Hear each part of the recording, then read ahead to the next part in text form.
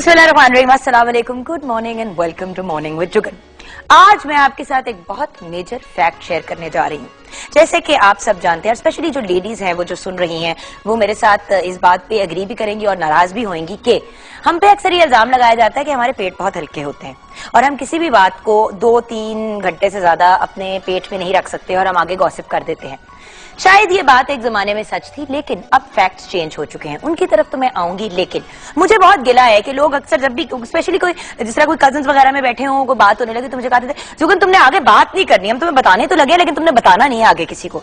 सबसे पहले बात यह कि अगर आप चाहते हैं कि किसी और को बताना नहीं है तो फिर मुझे क्यों बता रहे हैं, पहली बात। दूसरी बात, अगर मुझे बता ही दिया है और उससे बताने से पहले आपने एक डिस्क्लेमर पास करना है कि आपने आगे ये बात शेयर नहीं करनी, तो जब आप मुझे कह रहे हैं कि सीक्रेट है तो इतनी तो मुझे बात समझ ही जाएगी। वो जो 5 मिनट की तकरीर होती है ना पहले कि किसी को आगे बताना नहीं, उस पर मुझे बहुत गिला है और ये अक्सर होता है। और मैंने अक्सर खवातीन के साथ देखा है कि जब भी बात, मेरा भाई भी मुझे कोई बात बताने लगता है तो कहता है जुगन मैं तुम्हें बताने लगा लेकिन तुमने आगे नहीं करनी। भाई मतलब अगर एक बात बता रहे हो कह दो कि भाई ये सीक्रेट बात है, अच्छा बात ये है। एक तकरीर होती है कि तुमने किसी को बताने नहीं थी, क्योंकि तुमने अगर बताया तो ये होगा वो होगा ऐसे होगा वैसे होगा। अगर पता है कि इतना सब कुछ हो जाएगा तो रिस्क ना लो।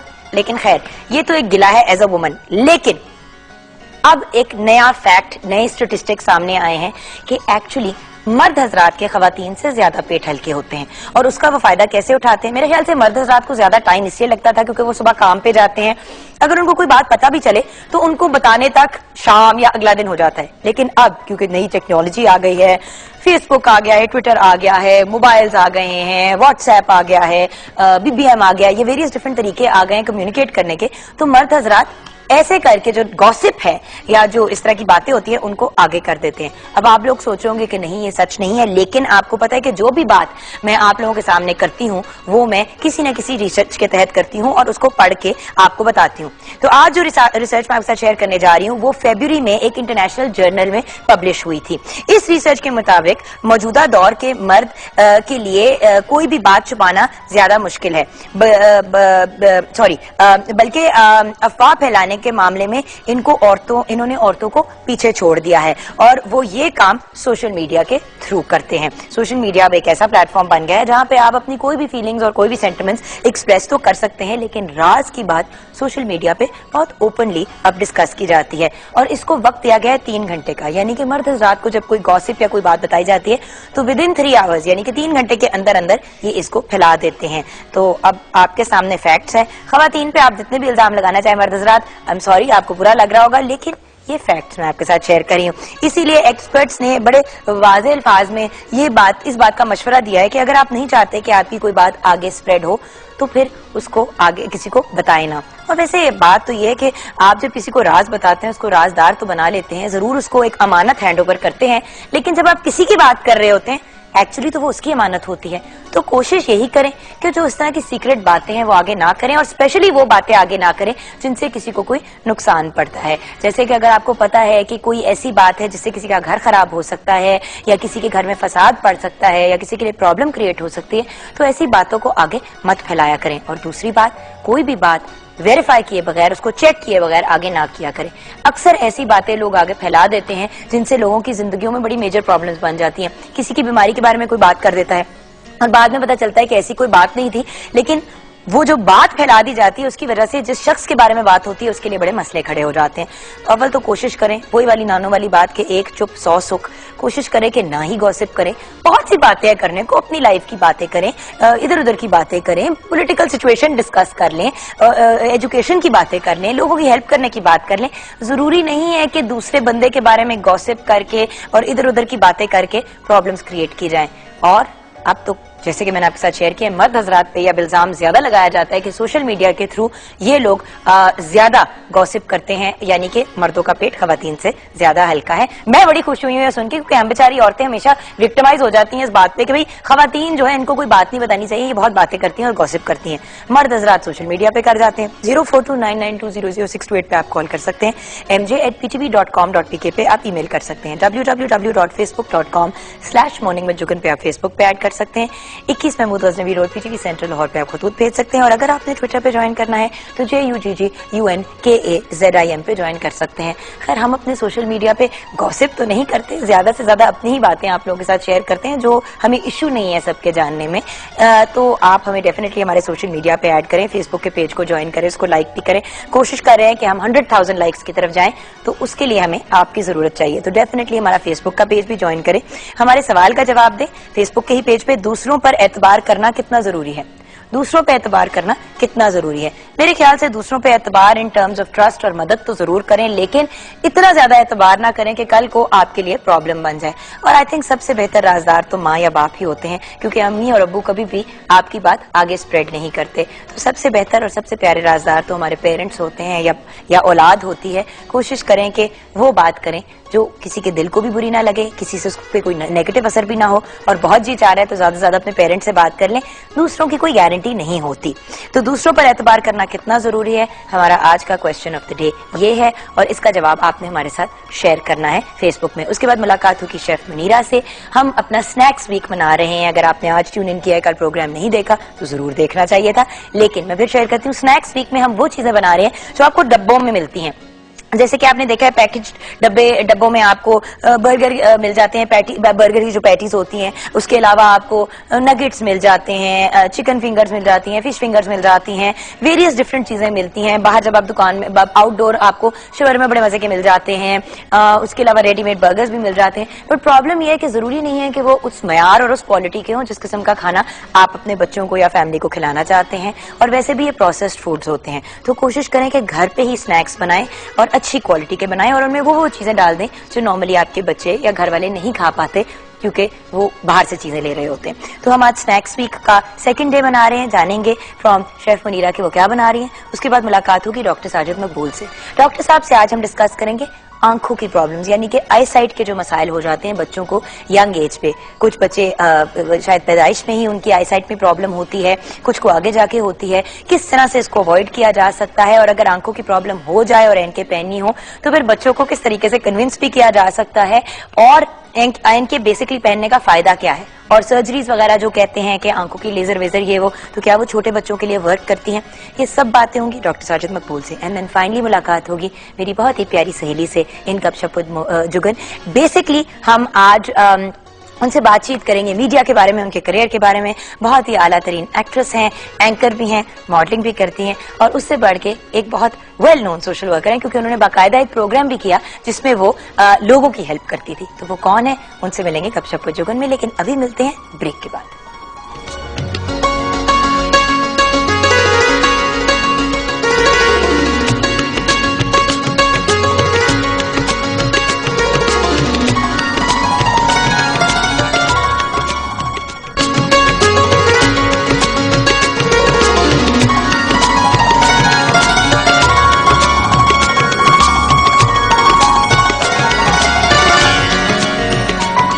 Welcome back viewers.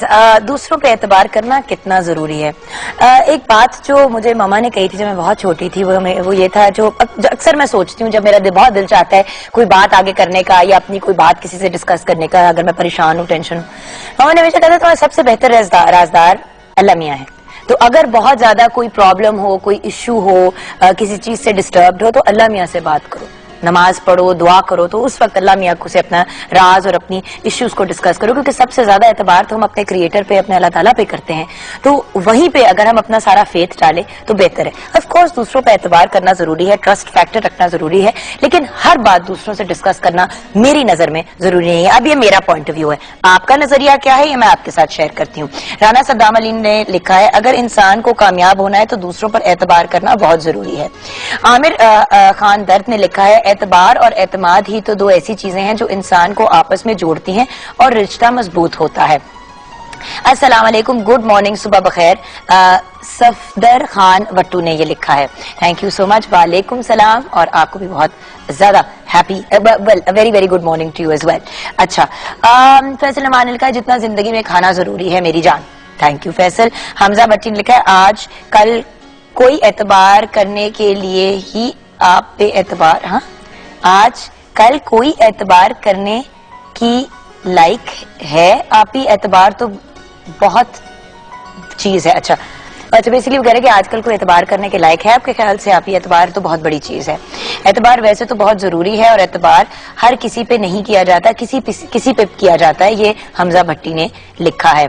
जान रहमान ने लिखा है नाउ डेज 0%। अच्छा सादत सईद ने लिखा है इम्पोर्टेंट मोर देन एनीथिंग आपी। अभी मलिक ने लिखा है अस्सलाम वालेकुम आपी, आजकल दूर कोई जरूरी नहीं, आजकल के दौर में बिल्कुल जरूरी नहीं। अच्छा अमाद इस्लाम ने लिखा है 60%। हिना खान ने लिखा है good morning to you also Hina. Waleed Azhar ने लिखा है एतबार लाजमी है किसी भी रिश्ते या ताल्लुक को बरकरार रखने के लिए। सही। चौधरी असद अली लिखा है जितना अपने ऊपर, यानी कि दूसरों पर एतबार करना इतना जरूरी है जितना अपने ऊपर। Thank you Chaudhry Asad Ali for that. Mohammad Awais Chaudhry ने लिखा है सलाम to all, this is the way of life if trust is faithful. अच्छा मोहम्मद अवैस चौधरी एतबार ही रहे तो जरूरी है। ठीक है। राशिद खान ने लिखा है सलाम टू ऑल, जितना जरूरी खुद का जीना है उतना ही जरूरी दूसरों पर एतबार करना है, क्योंकि अगर दूसरों पर एतबार नहीं होगा तो जितने जीते जी मर जाएगा इंसान। ओके राशिद खान। सताइश जान ने लिखा है don't expect anything from anyone, expectation always hurts. Sataish का ये कहना है कि अगर आप लोगों से उम्मीदें रखेंगे तो उम्मीदें रखने से आपका दिल टूटता है। चलें, ये भी एक पॉइंट ऑफ व्यू है। उमर अजीज ने लिखा है बहुत जरूरी है अगर आप रिलेशंस को कायम रखना चाहते हैं तो। सही। सबा गिल ने किसी पे एतबार तो नहीं करना चाहिए, बस जिंदगी गुजारने के लिए किसी ना किसी पे तो एतबार करना पड़ता है। वैसे सब आपने सही बात की है, it's a double edge sword. हमें कॉल आई है सानिया की। अस्सलाम वालेकुम सानिया। जी वालेकुम सलाम, कैसी हैं आप? शुक्र अल्हम्दुलिल्लाह। सानिया आप कैसी हैं? अल्लाह का शुक्र है। सानिया दूसरों पे एतबार करना कितना जरूरी है? आई थिंक करना चाहिए एतबार, लेकिन ये देखना चाहिए कि अगला धोखा ना दे। सही। तो कभी आपका एतबार टूटा?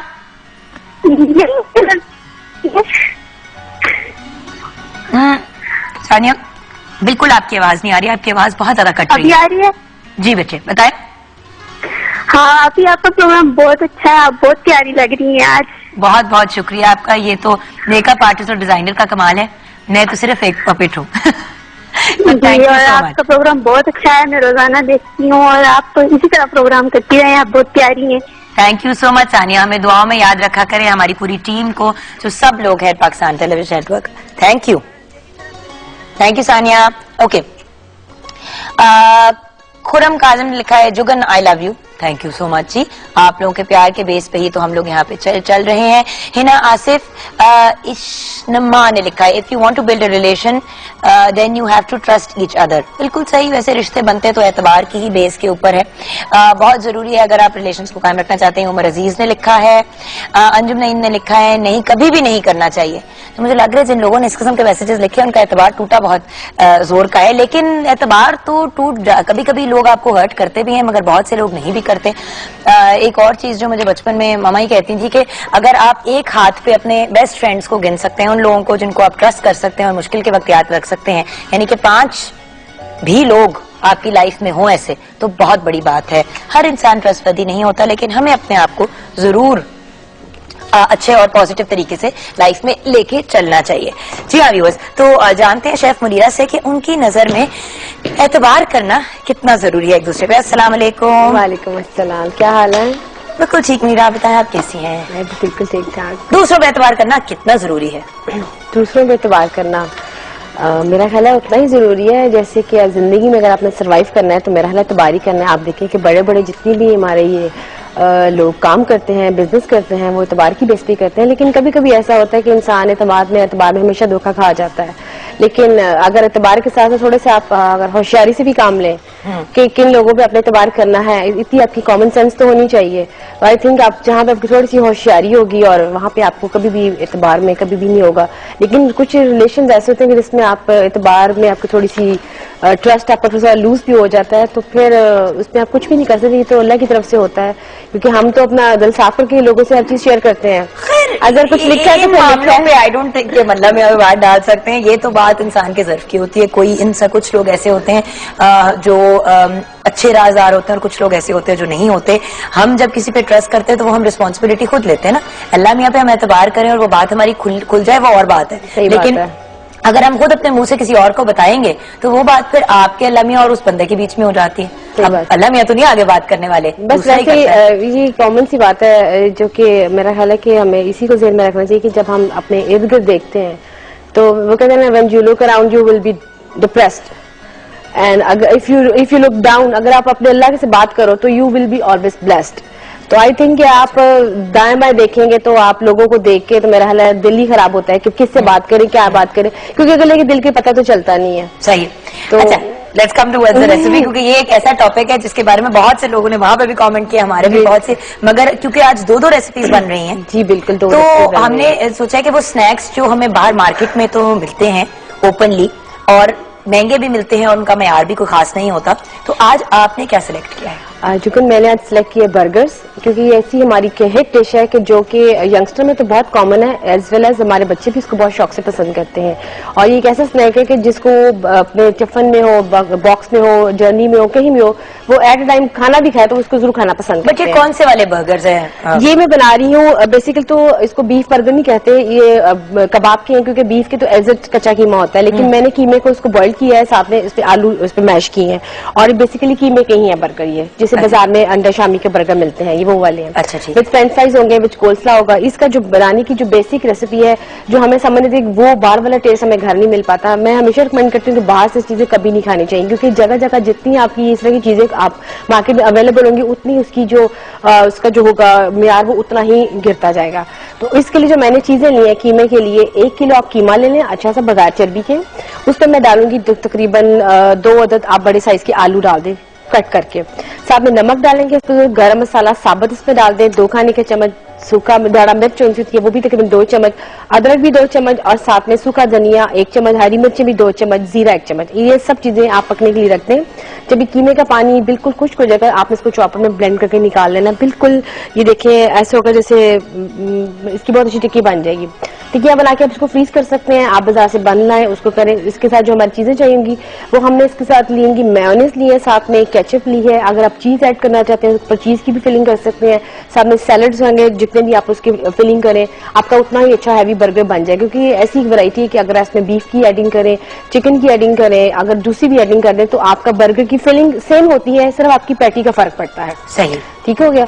और जो सेकंड में बना रही हूँ चिकन सुप्रीम, बाजार में आजकल आपको मार्केट में बहुत सारे ब्रांडेड चीजें मिलती हैं जो कि कांट अफोर्डेबल होती है, लेकिन आप उसको घर में लाके रखें, फ्रीज भी कर लें तो आई थिंक वो बड़ी इजीली बन जाती हैं। उसके लिए सिर्फ आपके चिकन के सीने के पीस लेने हैं, उसको मैंने बिल्कुल स्लाइस पे कट की है, ये देखें, ठीक हो गया। इसको सोया सॉस लगाया, साथ में मैंने नमक लगाएंगी प्लीज यानी, ताकि वो देख लें कितना आपने थिन किया है उसको। ये देखें, क्योंकि एक ब्रेस्ट में से तो 3-4 तो निकल ही आएंगे। जी सही, ठीक हो गया। और इसको थोड़ा सा आपने वो भी किया है, चॉप किया थोड़ा सा, वो खूबसूरती के लिए। हाँ ठीक है। इसको हम जब कर देंगे, इसको ला के इसमें कुछ भी नहीं करना, नमक लगाना है, इसमें हमने सोया सॉस लगाना है, काली मिर्च लगानी है, और जब हम इसको फ्राई करेंगे तो उसके लिए हम इसको मैदा यूज करेंगे। इसमें मैंने अभी यहाँ पे थोड़ा सा अंडा लगाया ताकि अगर हम इसको बर्गर के साथ भी अगर फिलिंग करना चाहें तो इसकी बहुत अच्छी पैटी बन जाएगी, चिकन बर्गर जी। लेकिन जब आपने फ्रीज करना है तो एज इट इज इसको ला के नमक, सोया सॉस, काली मिर्च लगा के आप इसकी फिलिंग, आप इसकी कटिंग करके आप इसको फ्रीज कर लें। आप जब आपने यूज करना आप इसको निकाल के खाएं। तो वो क्या पड़े मेरे साथ में? ये क्रम्स है, ये मैं वेरिएशन साथ करूंगी कि इसकी कैसे बनती है। अब अच्छा, इसी की जैसे आप बता रही थी, अगर हम चिकन फिंगर्स या चिकन फ्राइज बनाना चाहें तो इनको पतला पतला काट लें और इसके अंदर करके आप इसको यूं करके इसको फिलिंग करेंगे ना जब, तो बिल्कुल आपकी फिंगर इसकी फिश की तरह इसकी पूरी लुक आएगी। और आप इसको चिप्स के साथ बनाएंगे। देखिए चिप्स मैं आपको बताना चाहती कि कई मदर्स मुझसे पूछती हैं कि चिप्स हम लाते हैं काले बन जाते हैं, सुबह कटते नहीं है, ये होता है। मैंने कहा ये चिप्स मैंने रात के काटे हुए हैं, सिर्फ ये दिखाने के लिए कि काले नहीं होते हैं। इसको सिर्फ पानी में अपने ओवरनाइट रखना है, सुबह तो इसको अपने स्ट्रेनर में डाल देना है, इसका पानी बिल्कुल खुश्क कर देना है। और जब आपने यूज करना है आप इसको पानी जितना इसका पानी खुश्क होगा, अगर कपड़े से भी खुश्क करके आप इसको फ्रीज कर लें तो ये आपका 3 से 4 मतलब दिन इजीली आपके इस्तेमाल होते हैं। लेकिन जब आप इसको यूज करने के लिए खोल लें पूरा पैकेट तो फिर कोशिश करें कि आप उसको 1 या 2 दिन में खत्म कर दें, फिर इसको ज्यादा कंटिन्यू देर मत रखें। लेकिन ये बहुत ईजी चीजें टेक्निक्स हैं, अगर हम इसको घर में रख के करें तो कोई मुश्किल नहीं है। यही बंद गोभी है, इसको हम कट करेंगे, यही मेयोनीज जो बच जाएगी इसी का हम साथ कोल्स्ला बना लेंगे, साथ फ्रेंच फ्राइज होंगे, साथ वो बर्गर होगा। और बच्चों को एक जो मील बाजार से हम लेकर आएंगे वो आप अगर घर में पूरा बनाएंगे तो आप सारी चीजें जी बहुत अच्छी आप चीजें आप बना सकते हैं और डिश आउट करके बच्चों को इजीली घर खिलाएं। और ये कि आपकी हाइजीनिक भी थोड़ी सी अच्छी चीजें रह जाएंगी। तो एक दफा इंग्रेडिएंट्स रिपीट करते हैं फिर से चिकन की। जी मुर्गे के ब्रेस्ट का पीस ले लें, तकरीबन 1 kg ले लें, साथ में सोया सॉस लें, 1 खाने का चम्मच, साथ में नमक लेंगे, हस्बे जायका, साथ में काली मिर्च लेंगे, हस्बे जरूर जितना आपको टेस्ट चाहिए, और मैदा भी जितनी आपने इसकी कोटिंग करनी है। मैदे की कोटिंग नहीं करनी तो आप क्रम्स की भी कर सकते हैं, अगर क्रम्स के साथ अगर अंडे के साथ करें तो अंडा एंड क्रम्स खाली डीप फ्राई में वो भी कर सकते हैं। So various different option option आपके। चलिए thank you so much Munira, आप अपने काम में बिजी हो जाएं, आज काफी ज्यादा चीजें हैं जी बिल्कुल, और टाइम आई होप कि हमारे पास इनफ हो। तो व्यूअर्स जाते जाते prime ministers youth business loan scheme का आपको फिर से बताना चाहूंगी। अपना बिजनेस करने की ख्वाहिश अपने दिलों में रखने वाले नौजवान, स्पेशली पढ़े लिखे नौजवान, अपना बिजनेस प्लान तैयार कर सकते हैं, क्योंकि प्राइम मिनिस्टर मियां नवाज शरीफ ने youth business loan scheme launch कर दी है। इससे लाखों नौजवान और हर नौजवान फायदा उठा सकता है। एक नौजवान जो है वो 20 लाख तक का लोन हासिल कर सकता है। उम्र 21 to 45 होनी चाहिए। पढ़े लिखे नौजवानों को तरजीह दी जाएगी, लेकिन हर नौजवान इसका बेनिफिट ले सकता है। आप अपना आगे बिजनेस प्लान आगे करें, हो सकता है अप्रूव हो जाए। फेडरल गवर्नमेंट ने 100 अरब की जो रकम है इसके लिए लैदा की है। उसके अलावा जो स्कीम है उसके लिए 50% कोटा खवातीन के लिए, 50% लड़कियों के लिए, 4% माजूरों के लिए और 5% जो है वो शोधा की फैमिलीज के लिए रखा गया है। वापसी की मुद्दत 7 साल है। पहले मरहले में नेशनल बैंक और फर्स्ट वुमेन्स बैंक से आप राब्ता कर सकते हैं। बैंक्स को स्पेशल ऑर्डर जारी किया गया है कि 15 दिनों के अंदर अंदर आपके लोन को अंडर प्रोसेस कर दें। इस लोन के लिए लाजमी नहीं है कि आप बेरोजगार हो, अगर आपके पास जॉब भी है तो आप फिर भी अप्लाई कर सकते हैं। इस प्रोग्राम की खास बात इसकी शफाफियत और मेरिट है।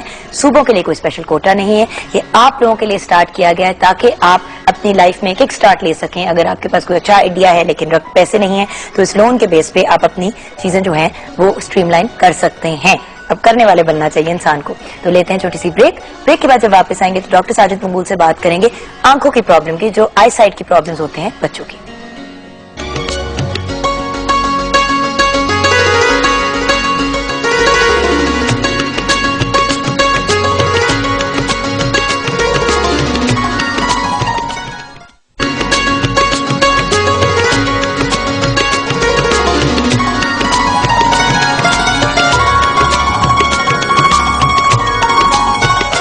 Welcome back from the break viewers. Doctor Sajid Maqbool हमारे साथ हैं और आज हम उनसे जानेंगे आंखों के मसाइल के बारे में, क्योंकि बहुत से बच्चों की छोटी सी एज में आई साइट खराब हो जाती है या आंखों के उनको प्रॉब्लम्स होते हैं और हमें समझ नहीं आती कि हम उनके साथ कैसे डील करें। और जिस वक्त तक वो प्रॉपर्ली डायग्नोज होती हैं और हम बड़े हो जाते हैं और खुद उनका ख्याल कर सकते हैं, कभी कभी बहुत देर हो चुकी होती है, डैमेज ज्यादा हो चुका होता है। अस्सलाम वालेकुम। वालेकुम अस्सलाम। डॉक्टर साहब, आई साइट एक ऐसा टॉपिक है जो आपने टच पॉइंट कभी किया नहीं, क्योंकि आई थिंक वही वाली बात है जिस तरह पेरेंट्स भी अक्सर इग्नोर कर देते हैं, तो हम लोगों ने भी बड़े अरसे से इसको टच पॉइंट नहीं किया था। तो आंखों के कॉमन मसाइल कौन से होते हैं? जी, बच्चों में सबसे कॉमन तो हमें मालूम ही है बिनाई का होता है, यानी बच्चों की विजन या साइट जिसको कहते हैं उसके बारे में होता है। उसके अलावा बच्चों में भैंगापन जिसको स्क्विंट कहते हैं वो भी काफी कॉमनली देखा जाता है। कुछ ऐसा होता है जो जिसका इलाज करना होता है, जो कुछ ऐसे होता है जिसका कोई इलाज जरूरत नहीं होती। और तीसरी मेरा ख्याल है जो बहुत अहम है वो ये है इन्फेक्शंस, जरासीम वगैरह, जो आईज की इन्फेक्शन, आप आंखों की इन्फेक्शन वगैरह सुनते रहते हैं। और बहुत कम ऐसी होती हैं चीजें जिस तरह खुदा न खास्ता ये आंखों के ट्यूमर वगैरह जो हैं ये बहुत कम होते हैं खुशकिस्मती से। सो ये 3-4 चीजें जो हैं ये बहुत कॉमनली देखी जाती हैं। डॉक्टर साहब, कुछ बच्चे तो बिनाई के बगैर पैदा होते हैं, ये भी तो एक बड़ा। जी हाँ, वो खुशकिस्मती से बहुत कम ऐसे होते हैं जो बिनाई के बगैर पैदा हों, और उसमें भी ज्यादा वजह ये होती है कि जो दिमाग है, आपको मालूम है कि जो बिनाई है, हमारी जो आंखें हैं वो तो एक आला है, यानी जिस तरह कैमरे की आंख है, मगर जो उसके जो बनती है पिक्चर वो तो दिमाग के अंदर बनती है ना। तो अगर दिमाग काम ना करे किसी वजह से, या दिमाग के ऊपर असर हो जाए पैदाइशी तौर पे, या ऑक्सीजन की कमी से, या अगर माँ की ग़िज़ा में कोई डिफिशिएंसी रह गई हो, तो उसका जो असर है वो पैदाइश पे भी हो सकता है। मगर जैसे मैंने कहा, खुशकिस्मती से बहुत कम ऐसा होता है कि पैदाइश पर ही बच्चे को नजर न आए।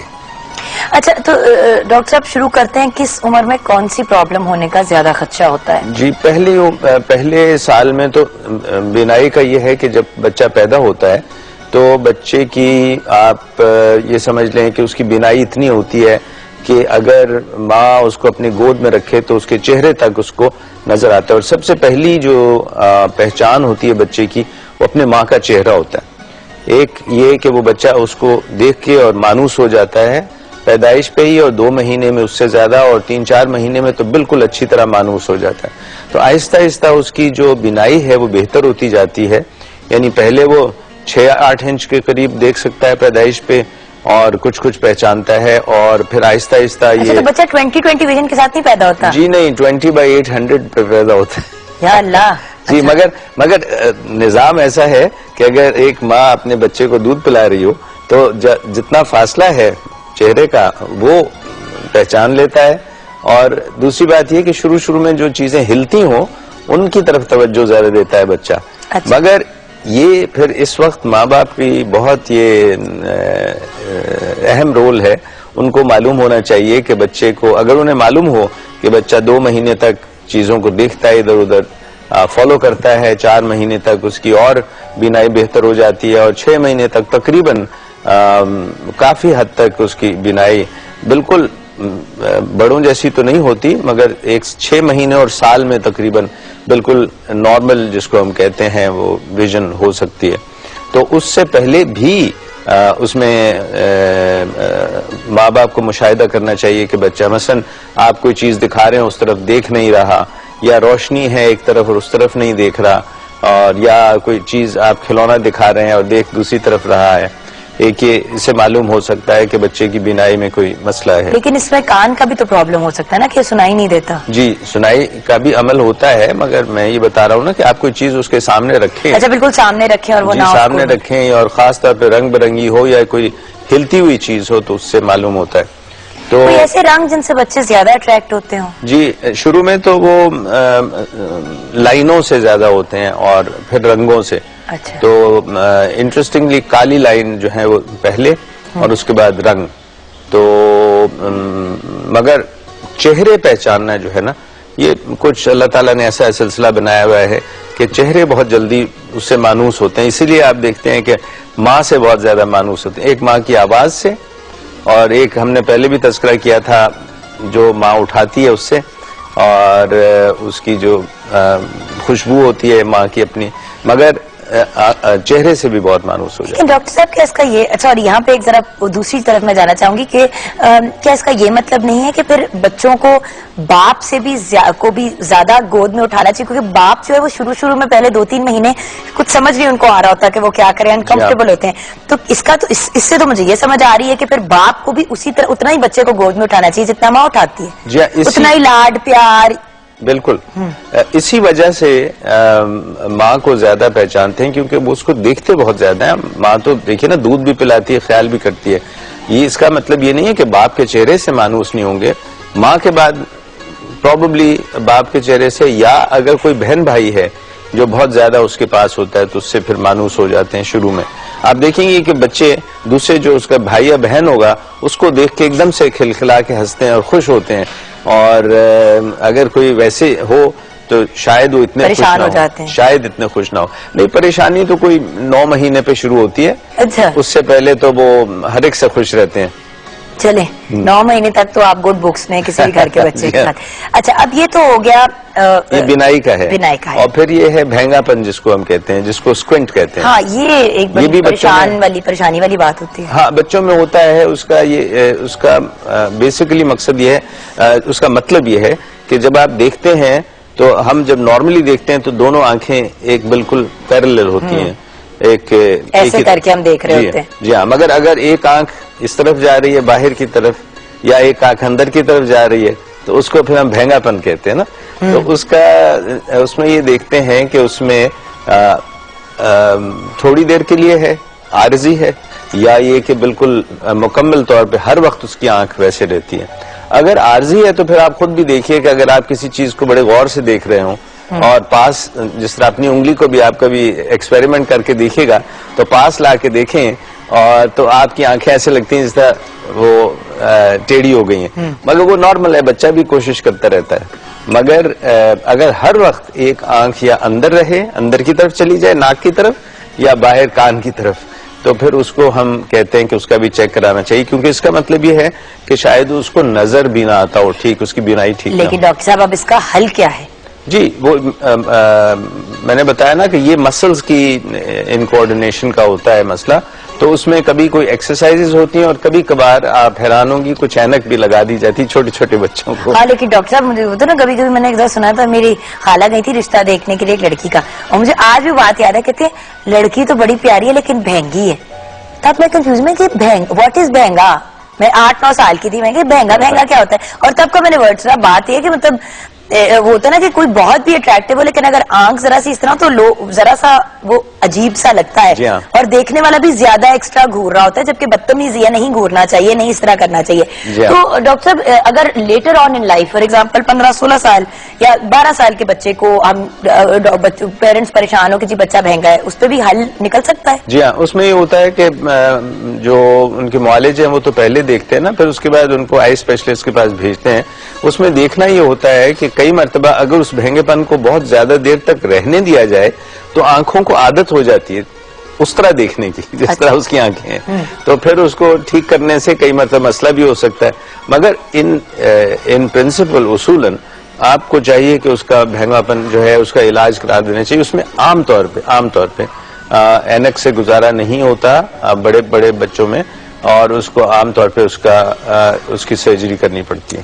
तो डॉक्टर साहब छोटी सी एक ब्रेक लेते हैं, क्योंकि एक और एरिया रह गया है कवर करने का कि आंखों के कॉमन मसाइल में, उसके अलावा फिर कितना रूटीनली चेकअप कराना चाहिए, कौन आपको बताता है, कि आपके पीडियाट्रिशियन आपको बताएंगे कि बच्चे को आई डॉक्टर के पास लेके जाना है या खुद ही ले जाना चाहिए? जैसे कि जब हमने डेंटिस्ट के साथ प्रोग्राम किया था तो डॉक्टर साहब आपने यही कहा था कि जब दांत निकलने शुरू हो, दूध के दांत निकल आए तो बच्चे को ले जाना चाहिए, या जब, और उन्होंने कहा था पहला दांत निकले तो ले आए। तो ये तो डिबेटेबल बातें होती है, बट एज अ पीडियाट्रिशियन आपकी क्या रिकमेंडेशंस है? आंखों को बेहतर करने का क्या तरीका है? बादाम सदाम ये सब चीजें कही जाती हैं, किस हद तक ये जरूरी है? ये सब बातें हम डिस्कस करेंगे एक ब्रेक के बाद।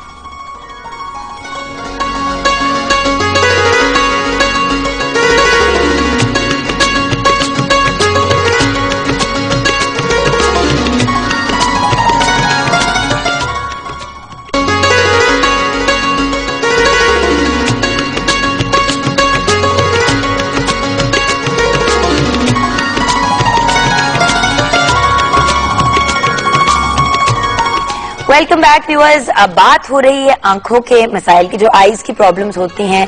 बीनाई हम हमेशा सोचते हैं कि सबसे कॉमन है, लेकिन और भी बहुत सी चीजें होती हैं जो बच्चों की आईज के साथ होती है। तो अब हमने डिस्कस करना है इन्फेक्शंस डॉक्टर। जी जरासीम, जी आंखों के, तो वो कैसे होता है और किस एज जी? आंखों की इन्फेक्शन किसी वक्त भी हो सकती है, पैदाइश से लेके और किसी भी उम्र में। क्योंकि मैंने एक दो दफा देखा ऐसे बच्चे जो पैदा हुए और उनकी आंख में ना पूरा वाइट यहाँ पे सारा हुआ था आई लिड के ऊपर, तो वो कहती बच्चे को इन्फेक्शन हुई है पैदाइश पे। जी इन्फेक्शन भी होती है, सही है। इन्फेक्शन किसी उम्र पे भी हो जाती है, आमतौर पे एक से दूसरे को लगती है। अच्छा। एक से दूसरे को कैसे लगती है कि हाथ कोई जिसको खुद इन्फेक्शन हो, जिस तरह हमने जुकाम की बात की थी कि एक से दूसरे को लग जाती है, तो हाथ से आंख को मला हाथ से, और फिर वही हाथ जो है इस्तेमाल कर लिए, बच्चे को टच कर दिया, या तौलिया हुआ या रुमाल हुआ या टिश्यू हुआ, एक दूसरे से इस्तेमाल कर दिया, तो आंखों की इन्फेक्शन आपको मालूम है बहुत फैल जाती है। सही। बड़े बच्चों को भी और छोटों को भी। जो बिल्कुल छोटे बच्चों की आप बात कर रही है ना, जो बिल्कुल नौजायदा होते हैं, न्यू बॉर्न होते हैं, उनमें कई मरतबा एक हमारी डक्ट होती है, टियर डक्ट उसको कहते हैं, जिससे आंसुओं की एक गुदूद होती है, उसमें से आंसू निकलते हैं, और आंसू निकल के फिर एक ट्यूब के जरिए आंखों से नाक के तरफ जाते हैं। तो वो कभी कभार बंद हो जाए तो फिर आंखों में से हर वक्त पानी निकलता रहता है, और कभी कभार वो पानी बजाय पानी होने के जरा सा गाढ़ा भी हो जाता है, और फिर आंखें, वो और चीज होती है, उसको टियर डक्ट कहते हैं, वो खुद ही खुल जाता है, उसमें कोई इलाज की जरूरत नहीं होती। जो इन्फेक्शन होती है उसमें हमें दवाई देनी पड़ती है। तो दो किस्म की इन्फेक्शन है, एक तो आपने ये जो बहुत कॉमन सुना होगा आशोबे चश्म जिसको कहते हैं, जो ये हो जाता है जिसमें वायरस होता है आंखों में, आंखें सुर्ख हो जाती हैं, आप धूप में। अल्लाह का शुक्र है डॉक्टर साहब, आप Hamza is under your care, तो बहुत सी चीजें अल्लाह का शुक्र है जो बड़ी कॉमन होती है वो नहीं हुई ना। नहीं हुई ना, तो अच्छी बात क्योंकि है। आप पहले ही कह रहे थे। जैसे एक बात है डॉक्टर साहब, इसका मैं आपको बहुत क्रेडिट दूंगी कि आप एडवाइस जो हर वक्त देते रहते हैं, जब आपके इनके पास कोई पेशेंट आता भी है, पेरेंट्स आते हैं, तो साथ में जो 2-3 बातें, जिस तरह आपने मुझे कहा था कि जब हमजा स्विमिंग करे, आई रिमेम्बर बहुत पहले आपने कहा था, तो आपने कहा था कि स्विमिंग करने के बाद एक तो फौरन नहलाना है, ये नहीं कि इंतजार करना है कि घर जाएंगे तो फिर करेंगे, क्योंकि वो क्लोरीन वगैरह सारा पानी वो साफ नहीं होता, और मुंह को अच्छी तरह और आंखों में भी छट्टे प्रॉपर तरीके से मुंह भी धोना है, क्योंकि अक्सर आई इन्फेक्शन मतलब स्किन प्रॉब्लम्स वगैरह हो जाती हैं। अब ये बातें जो है घर पे भी नहीं, पेरेंट्स भी नहीं बताते अक्सर आपको। तो I think if you listen to your paediatrician तो बहुत ही अच्छा। तो ये क्या है आशोबे फवारा? नहीं, आशोबे चश्म, चश्म is the word for eye ना। अच्छा। आंख को आप जरा ज्यादा रोमांटिक लफ्ज है आंख की बजाय चश्म, आपको तो मालूम होना चाहिए। तो नहीं, वो आंखों की सुर्खी होती है, आंखों की जो झिल्ली होती है उसकी सुर्खी होती है, और उसमें फिर धूप नहीं सह सकता, बर्दाश्त नहीं हो सकती, आंखों में से पानी आता है और आंखें सुर्ख हो जाती हैं, और हो सकता है बच्चे को बुखार भी हो, और एक से दूसरे को लगती है। ये वायरस होता है, तो इसलिए उसमें कोई खास इलाज तो नहीं है, बस पानी से साफ रखना और इस चीज का एहतियात करनी कि तौलिया शेयर न करें, रुमाल न शेयर करें, टिश्यू एक दूसरे के न करें, हाथ धोते रहें। जो दूसरी इन्फेक्शन होती है वो बैक्टीरियल होती है, यानी बैक्टीरिया। स्टाई क्या होती है? स्टाई भी आंखों की, ये जो हमारी लैशेज होती है ना, उसकी पलकें जो होती हैं, उसके जो बिल्कुल रूट होता है उसके अंदर जरासीम बैठ जाते हैं। क्योंकि मुझे 7 निकली थी डॉक्टर साहब। जी हाँ, एक मरतबा निकल आए तो बार बार निकलती हैं, और कुछ बच्चों को और बड़ों को बार बार होती हैं। उसका इलाज जरा लंबा होता है, और वो उसमें ऑइंटमेंट डालते हैं आंख में, और बहुत देर तक डालनी पड़ती है। गलती ये होती है कि बहुत से लोग उसको ऊपर से इलाज करने की कोशिश करते हैं, हालांकि अंदर से इलाज करना होता है। आंख के जो अंदर दवाई डालनी होती है ताकि वो अंदर से उसको ठीक हो। कभी कभार अगर बहुत ज्यादा हो तो माइनर सी सर्जरी भी करनी पड़ती है, मगर बहुत कम। तो आंखों की इन्फेक्शन जो है वो बहुत कॉमन है, उसकी एहतियात करनी चाहिए। वही एहतियात की बात है, हम हमेशा सिगरेट से मना करते हैं। अब सिगरेट का धुआं आंखों में पड़े वो भी ठीक नहीं है, गर्द हो तो भी ठीक नहीं है, गंदगी है, जिस तरह कोई गंदा पानी उससे आप मुंह धो लें वो भी ठीक नहीं है, गंदे हाथ हों और उसको मल लें, या कोई ऐसी हाथ मट्टी वाले। हाथ धोने पे तो बाकायदा आपने और मैंने प्रोग्राम किया कि हाथों को साफ रखना बच्चों के कितना जरूरी है, क्योंकि वो मुंह में भी डालते हैं, और जरूरी नहीं है कि अगर वो आपके बच्चे को आदत नहीं है मुंह में हाथ डालने की तो वो आंखों में बच्चे तो नेचुरली ऐसे करके अपनी आंखें मलते रहते हैं, नींद आए वैसे ही कोई आंख में बात चीज पड़ जाए। बड़ों को भी बल्कि हाथ साफ रखने चाहिए अपने। जी हाँ, तो आंखों की इन्फेक्शन काफी हो जाती है, मगर उसका इलाज है, और उसके लिए हमें ड्रॉप्स या वो देने पड़ते हैं, दवाई देनी पड़ती है। अच्छा डॉक्टर साहब, कितना रेगुलरली आंखों का चेकअप कराना चाहिए, और ये कौन बताता है? मतलब जी देखिए, शुरू में तो मुशाहिदा तो माँ बाप करते हो। मैं समझता हूँ जो बहुत अच्छे वालिदैन होते हैं वो फौरन देख लेते हैं कि बच्चे को कोई मसला है या नहीं, मगर पीडियाट्रिशियन को करना चाहिए। वो ये है कि जब मुआयना करता है एक बच्चों का स्पेशलिस्ट, तो वो पूरा सर से लेकर पांव तक मुआयना करता है, उसमें आंखें, कान वगैरह सब शामिल होते हैं, और आंखों में वही देखते हैं कि बच्चा देखने की सलाहियत रखता है या नहीं, उसमें भैंगापन तो नहीं है, इधर उधर फॉलो करता है चीजों को। और मैंने तो अपनी क्लिनिक में एक वो हैंगिंग टॉय भी आपने शायद देखा होगा, छोटे बच्चों के लिए लगाया हुआ है। वो उसका एक मकसद भी ये भी है कि मैं देख लेता हूँ कि बच्चा उसको देख रहा है, और उसको हम हिलाते हैं तो उसको फॉलो करता ही नहीं, वो आंखों के लिए है, और उससे हमें अंदाजा हो जाता है। तो सबसे पहले तो डॉक्टर जो है, जो मुआलिज हैं, पीडियाट्रिशियन है या जनरल फिजिशियन है, उनके वो देखते हैं, और अगर वो समझें कि उसमें कोई मसला है तो फिर आंखों के स्पेशलिस्ट के पास भेजते हैं।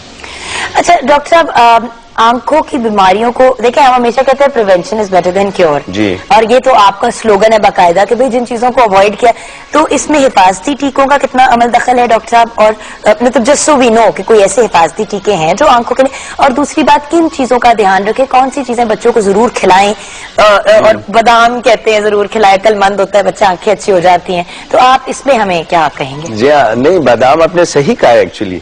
बादाम की भी अफादियत है आंखों के लिए, और सबसे ज्यादा जो फायदा है वो ग़िज़ा से है। टीके वीके का कोई रोल नहीं है इसमें, मगर ग़िज़ा से है। फल और सब्जी, ये दो चीजें ऐसी हैं जिसमें बहुत विटामिन्स, और खास तौर पे विटामिन ई की बहुत अहमियत है, विटामिन ए की अहमियत है। ADEN। जी हाँ, जी ADEN।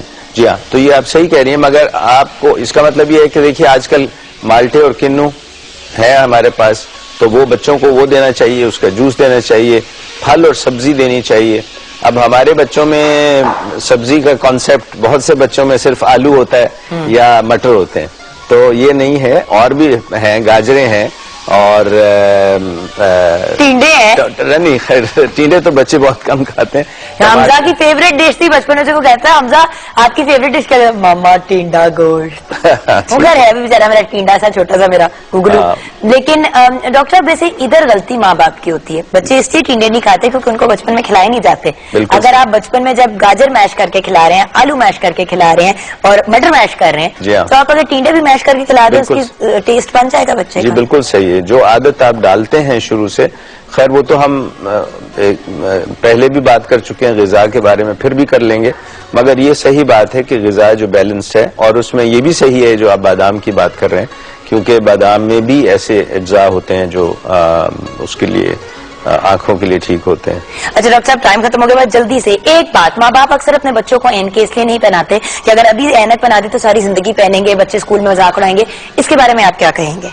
अगर तो किसी खास वजह से ऐनक लगाई गई है, मसलन कई मतलब ऐसा होता है कि एक बच्चा उसकी देखने की सलाहियत में कोई दुश्वारी होती है, प्रॉब्लम होता है, उसके लिए अगर आंखों को ऐनक लगाई जाए, या कुछ ऐसे महंगापन भी होता है जिसको ठीक करने के लिए आंखों को ऐनक की जरूरत होती है, तो वो उसका फायदा होता है। उसका फायदा ये होता है, हालांकि छोटे बच्चों में जरा मुश्किल होता है और उनको यहाँ से पीछे से बाकायदा उसको बैंड सा लगा के उसको ऐसे करना पड़ता है, बच्चे फिर भी उतार देते हैं क्योंकि उनको ठीक नहीं लगता, मगर उसका फायदा ये होता है कि बाद में उनको ऐनक नहीं पहननी पड़ती, बाद में नहीं पहननी पड़ती। अगर उस वक्त तो लगा लें तो आंखों का जो प्रॉब्लम है और जो उसको तकलीफ है वो ठीक हो जाती है। तो अगर कोई डॉक्टर कहे तो लगाए और उसका फायदा होता है। शौकिया ना लगाएं, शौकिया तो बच्चे नहीं लगाएंगे। Thank you so much doctor साहब, thank you for being with us. Next week इंशाल्लाह व्यूअर्स हम डिस्कस करेंगे कैंसर को।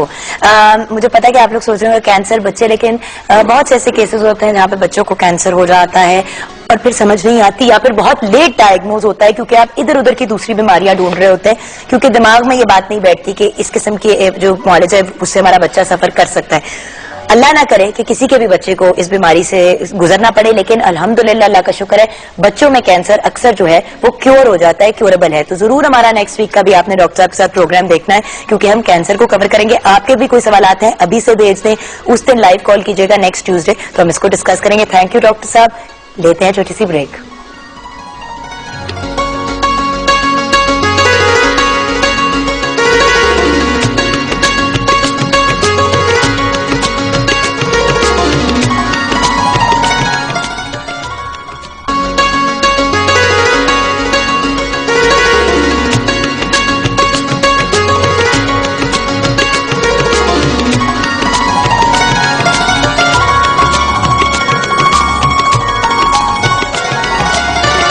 Welcome back from the break viewers. कुछ लोग ऐसे होते हैं जिनके लिए पढ़ना नहीं है, आपको पढ़ता क्योंकि आप उनको इतनी अच्छी तरह से जानते हैं और आपको समझ नहीं आती कि आप उनको इंट्रोड्यूस कैसे कराएं। इसलिए क्योंकि जब आप किसी को स्पेशली मीडिया में बड़ी अच्छी तरह जान जाएं और वो आपकी दोस्त बन जाएं, तो फिर आप उनके बहुत से डिफरेंट पहलू अंडरस्टैंड कर जाते हैं। और एक बात तो जो आज मेरे साथ हमारी मेहमान है, हमारी बहुत बड़ी स्टार सेलिब्रिटी है, बहुत बहुत बहुत अच्छा इंसान है। सबसे पहले तो बहुत अच्छा इंसान है, एक फिलैंथ्रोपिस्ट है, सोशल वर्क करती हैं, बल्कि जब मीडिया में भी काम कर रही हो तो उसमें भी कोई सोशल वर्क का एस्पेक्ट ले आती हैं। उसके अलावा of course she is an absolutely brilliant actor, she is a brilliant television anchor, she is a model end of course start किया अपना इन्होंने करियर पाकिस्तान टेलीविजन नेटवर्क से ही एज अ सिंगर। सुना है कि कुछ और भी बिजनेस वेंचर्स किए हैं, छोटी स्क्रीन से अब बड़ी स्क्रीन पे भी आ गई हैं, फिल्मों में भी काम। तो मतलब जी हाँ, फरहाना मकसूद की बात करी, मुझे ऐसे करके सब देख रहे किसकी बात करी आपके। अस्सलाम वालेकुम। वालेकुम सलाम। और मैं स्पीचलेस हो गई कि इतनी तारीफें जुगन जैसी बंदी और जुगन जैसी बंदी खुद जो इतनी टैलेंटेड है, इतनी माशाल्लाह, इतनी खुश है हर अपने काम में, इतनी स्टैब्लिश है, इतनी। लेकिन फरहाना आपकी तरह मैं हर काम नहीं कर सकती माशाल्लाह से। You started as a singer, you established yourself as an actor, you are a great model and then you are also brilliant television anchor. और आपके अंदर जेन्युइनली आप इंसान दोस्त हैं, आप लोगों की मदद करते हैं। आपने तो अपने प्रोग्राम्स तक में आड़े डालने शुरू कर दिए कि नहीं करूंगी तो साथ में मैं ये भी करूंगी क्योंकि मैंने वापस भी करना है लोगों के लिए इस प्लेटफॉर्म से। तो ये तो क्योंकि मैं आपके मुंह से बातें प्राइवेटली सुन चुकी हूँ, सॉरी मैंने ऑन एयर सब कुछ कह दिया। अच्छा, अब ये सबसे पहले तो एक बात जल्दी से करना चाहूंगी, बहुत मुबारक फीचर फिल्म की। मैं हूँ शाहिद आफरीदी और जब लास्ट टाइम आपसे मुलाकात हुई तो आपने कहा था मैं कंसिडर करूंगी जरूर फिल्म अगर अच्छा रोल मिले तो। बिल्कुल। तो क्योंकि एक जरा सी बात भी ऑन एयर है पाकिस्तान टेलीविजन नेटवर्क पे, पीटीवी होम पे, थोड़ा सा उसके बारे में बताएं, फिर उसके बाद हम फिल्म की तरफ आते हैं। एक जरा सी बात, पीटीवी पे तो मैं मशहूर हूँ ना कि रोना धोना अगर कोई चल रहा है तो उसमें फरहाना मकसूद जरूर होगी। तो जब मैं कहीं आम उसमें जाती हूँ तो मुझे औरतें कहती हैं आप तो हर वक्त हंसती रहती हैं, ड्रामा में इतना क्यों रोती हैं? मैंने कहा इसलिए मैं हंसती रहती हूँ। मैं बताऊँ कि मैं बिल्कुल रोती धोती नहीं, मैं बहुत हंसमुख इंसान हूँ।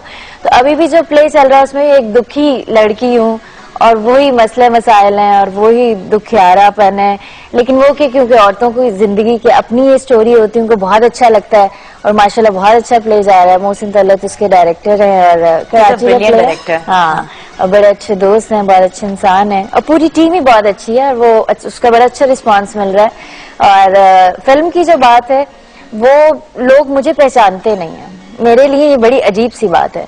मरीना खान के साथ मैं एक प्रोजेक्ट कर रही थी तो मैं जब गई सेट पे तो सबने मुझे मुबारकबाद दी। इसी तरह मैंने कहा, कहने लगी मुबारक हो मुबारक हो। तो कहने लगी तुम्हें क्यों ये फिल्म की मुबारकबाद दे रहे हैं? मैंने कहा इसलिए कि मैंने काम किया है। कहने लगी मैंने तो देखी है फिल्म, तुम कहाँ थी? अब मैं इतनी एम्बैरेस्ड हो गई, मैंने कहा मेरा इतना मेन कैरेक्टर है उसमें और ये कह रही तुम कहाँ हो? मैंने कहा जो गाँव की लड़की थी ना वो मैं थी। Are you serious? Are you kidding me? मैंने कहा नहीं मैं ठीक बात कर रही हूँ, वो मैं ही थी। नहीं यार, ना तुम्हारी शक्ल है, ना तुम्हारा एक्सेंट है, ना तुम वैसे बोलती हो, ना तुम वैसे दिखती हो। Because you were acting. तो मैंने कहा अब मुझे नहीं पता, ये खुश होने की बात है ना कि आप पहचाने ही नहीं जा रहे, यानी कि वो जो देखो टीवी पे जब आप आते हो तो आप एक सेकंड में पहचाने जाते हो अनलेस आप कोई बड़ा डिफरेंट सा कैरेक्टर कर रहे हो। माशाल्लाह आपने फीचर फिल्म में पहली अपनी फिल्म में मतलब इतना बड़ा मेजर रोल आपको मिला, उसके अलावा आपने किया and people can't recognise you, बहुत बड़ी बात है। और ये एक नहीं कोई 4-5 लोगों ने जब मुझे कहा ना कि आप कहाँ थी, अच्छा वो आप थी, आप तो नहीं पहचानी जा रही थी, तो मैं थोड़ा खुश हुई कि अच्छा मैंने उसमें शायद कुछ बेहतर काम किया। याद नहीं हमारी अवस्थी ने जब किया था रामचंद पाकिस्तानी में रोल, तो बहुत से लोग पहचान ही नहीं पाए थे।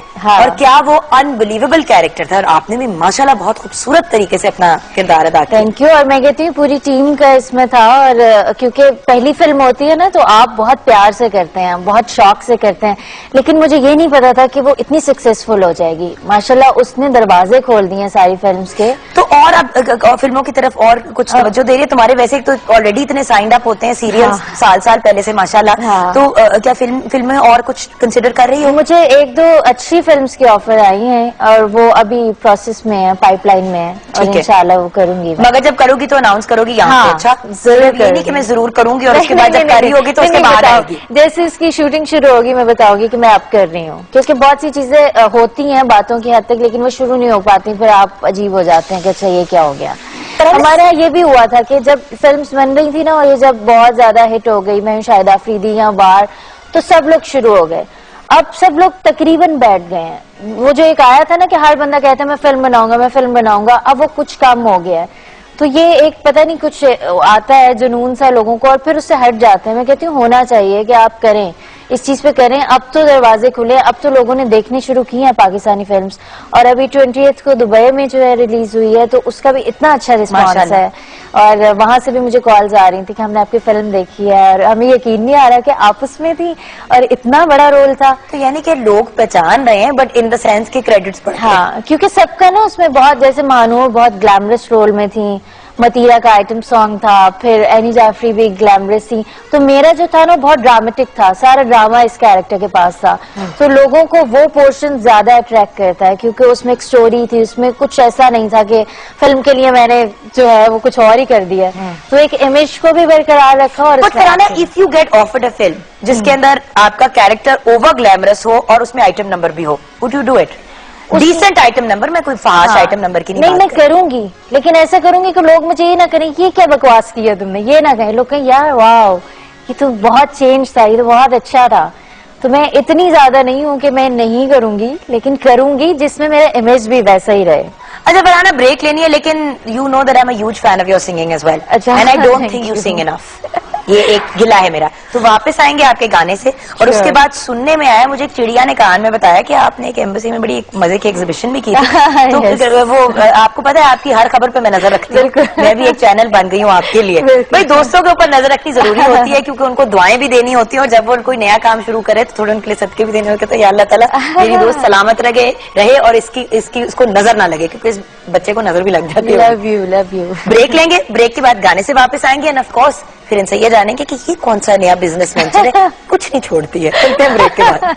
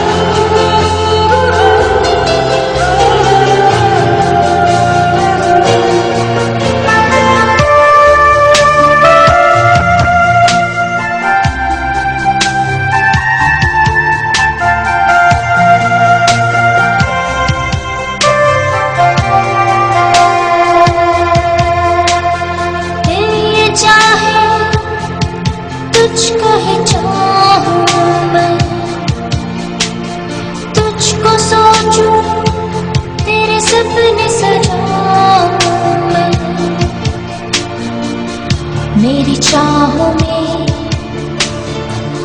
मेरी सोचों में, मेरी नींदों में तू सनम।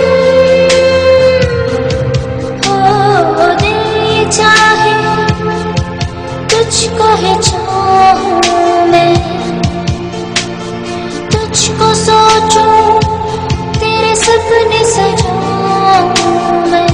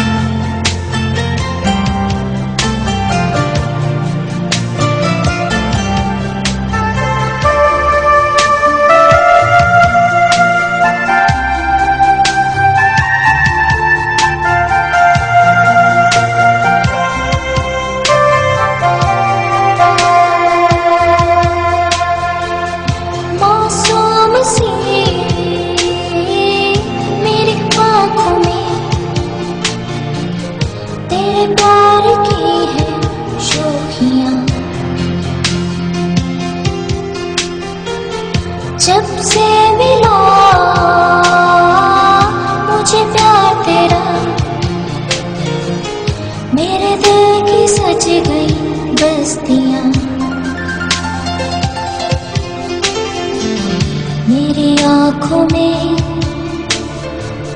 मेरे राहों में, मेरे बाहों में तू सनम हो दे चाहे, तुझको ही चाहूं मैं, तुझको सोचूं, तेरे सपने सजाऊं मैं।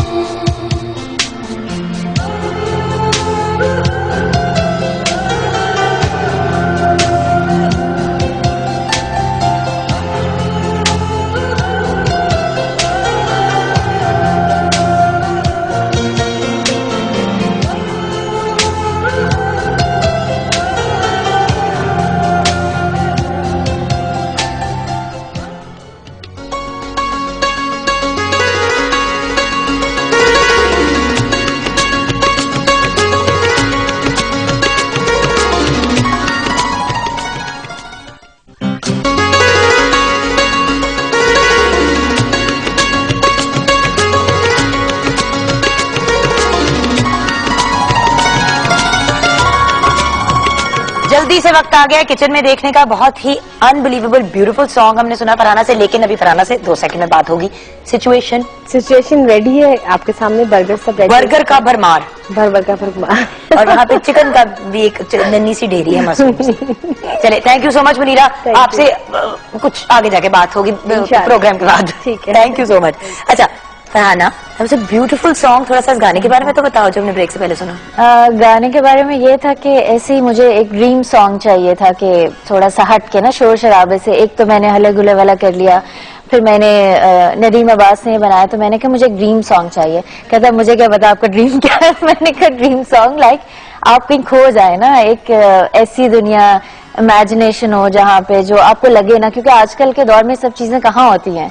तो फिर एक एक चीज पे बैठ के उसको बताया कि इस तरह से होना चाहिए और ये होना चाहिए। फिर वो लिरिक्स भी उसी वक्त लिखे जा रहे थे, तो वो उन्होंने कहा अच्छा आपकी आंखों पे कुछ लिखे। मैंने कहा नहीं, इतनी मासूम आंखें नहीं है मेरी जो काफी मासूम है आपकी आंखें। हर ड्रामे में अगर ऐसे मासूम लिया जाता है, मासूम एंड मजलूम, मजलूम। अच्छा फरहाना, डिजाइनर भी बन गई हो?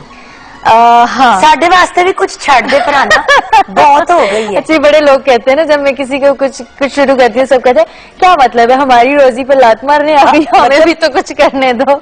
तो ये है कि मुझे हमेशा से अच्छे कपड़े पहनने का, और मुझे ये होता था कि सब भी अच्छे कपड़े पहने ना। तो अक्सर लोग मुझे मेल करते थे कि जी आप कभी इस तरफ क्यों नहीं आती हैं, आपके कपड़े कौन मदाता है, कहाँ से लेती हैं। मैं कहा कुछ तो मैं बने बनाए उठाती हूँ, कुछ मैं डिजाइनिंग कराती हूँ, तो आप ये क्यों नहीं करती। फिर मुझे बाहर के जितने भी यूके में काफी आती जाती हूँ, तो वहां के लोगों को बड़ा था कि आप जो ड्रामे में कपड़े पहनती हैं कभी उनकी सेल ही लगा दें यहाँ पे। मैं कहा नहीं, पहने हुए कपड़ों की तो मैं सेल नहीं लगा सकती हूँ। हाँ ये है कि मैं एक एग्जीबिशन कर देती हूँ। तो फिर वो मैंने पाकिस्तानी हाई कमीशन लंदन में 100 ड्रेसेस की एग्जीबिशन की, और माशाल्लाह उसका बड़ा अच्छा रिस्पांस मिला। Sold out from what I understand. बहुत मुबारक हो। Thank you. और फरहाना मकसूद कलेक्शन के नाम से, तो अभी तो बहुत छोटे लेवल पे है क्योंकि टाइम भी नहीं होता, एक्टिंग भी करनी होती है, तो अभी सिर्फ ऑर्डर पे सारी चीजें चल रही हैं। दोस्तों को मॉर्निंग शोज पे मिलेंगे कपड़े? इंशाल्लाह आप जल्द ही मेरे कपड़े पहन रही हैं इस शो में। और हाँ ये हमने प्लानिंग कर ली है, वो जब हम पहनेंगे तो आप देखेंगे उनको। बिल्कुल। अच्छा फरहाना, क्योंकि वक्त खत्म हो गया, हाँ। जाते जाते फैंस के लिए मैसेज बहुत जरूरी है, क्योंकि माशाल्लाह कुछ सिंगिंग के फैन है, कुछ एक्टिंग के हैं, हाँ। कुछ जनरली फरहाना के फैंस हैं। तो अगर मैसेज ना लिया तो लोग नाराज होंगे, तो क्या पैगाम देंगे? मैसेज तो ये है सबसे पहले तो दोस्तों के लिए है कि दोस्तों को समझना शुरू कर दें। और दोस्ती ये नहीं होती है कि उसमें बहुत से डाउट्स हों और आप छोटी छोटी बातों पे नाराज हो जाएं या छोटी छोटी बातों पे लड़ें, बल्कि एक दूसरे को बर्दाश्त करना सीखें। और एक मेरे दोस्त है, उन्होंने मुझे आज ये कहा था कि गाना तो उनका थैंक यू करना कराची में होता है। और दूसरा फैंस के लिए मेरा ये है मैसेज कि आपके लिए हम ये सब कुछ कर रहे होते हैं, तो अपने जो एक्टर्स होते हैं उनको इतना फॉर ग्रांटेड या उनको इतना वो ना समझ लिया करें कि वो हर वक्त जो है आपके लिए रेडी बैठे रहते हैं, कि आप गिले शिकवे करते हैं, जी आप जवाब नहीं देते, आप सही मिलते नहीं है, आप बात नहीं करते। तो अपनी भी जिंदगी में इतना कुछ हो रहा होता है तो वो आपके लिए कितना कुछ हो रहा होता है। ये एक्टिंग बिल्कुल भी आसान चीज नहीं है। हर बंदा कहता है कि जी हमें एक्टिंग करनी है, तो एक दिन कभी सेट पे आके एक बंदा बैठे और फिर वो देखे कि किस तरह होता है, तो लोग कानों को हाथ लगा के भागते हैं। तो इज्जत करें और इज्जत करवाएं, मेरा तो ये मैसेज है। Thank you so much Farhana. Thank you Jugan, आपने मुझे बुलाया और हमेशा मुझे आपके शो पे आके बहुत मजा आता है, क्योंकि आपसे दोस्ती भी बहुत है और हम तो मिलते ही रहते हैं। मिलते ही रहते हैं जिम में। लेकिन एक बात तो फरहाना की जरूर कहूंगी, है ये सबसे छोटी अपने घर में, लेकिन रोल इनका सबसे बड़ा है, क्योंकि माशाल्लाह शी रियली पूरे अपनी फैमिली का भी ख्याल रखती हैं, दोस्तों का भी बहुत ख्याल रखती है। मैंने भी एक दो एक प्रॉब्लम के लिए फोन किया था, ऐसे उन्होंने हल की थी। I love this woman very much. और आप लोग भी इनको हर लम्हे दुआओं में याद रखा करें और अल्लाह मियां ने हर कामयाबी दे, आमीन। Thank you. मुनीरा का भी बहुत बहुत शुक्रिया। अब हमें जाना है, लेकिन जाते जाते 10 में है कुछ खास, जैसे कि आप जानते हैं। आइए देखते हैं नेस्ले एवरीडे टी पार्टी।